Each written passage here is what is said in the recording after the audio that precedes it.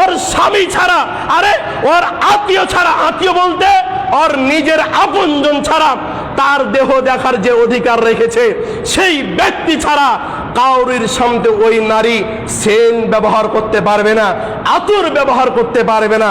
যদি কোনো নারী রাস্তা দিয়ে সেন ব্যবহার করে, আতর ব্যবহার করে, টেন টেন করে হেঁটে যায়, আল্লাহ রাসূল বলছে এই নারী জেনা করে নাই, তবুও তার জেনা করার গুনাহ আমলনামাতে লিখে দিয়েছেন তিনি কে?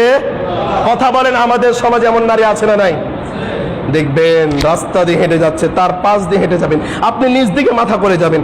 একটা মানুষ যদি পাশ দিয়ে হেঁটে যায়, হালকা বাতাস রাখে, আসে না আসে না? হোক ছেলে হোক মেয়ে, আসে না আসে না? আসে। এখন একজন নারী যখন হেঁটে যায়, একটা নারী যখন সেন্ট ব্যবহার করে যায়, আহা, মেয়েটা কত ভালো গো, সেন্ট ব্যবহার করেছে, অথচ ওর জীবনটা কালো করেছেন তিনি কে? আল্লাহ। কারণ আল্লাহ রাসূল বলছেন সেন্ট ব্যবহার করা হারাম মেয়েদের জন্য, স্বামী ব্যতীত।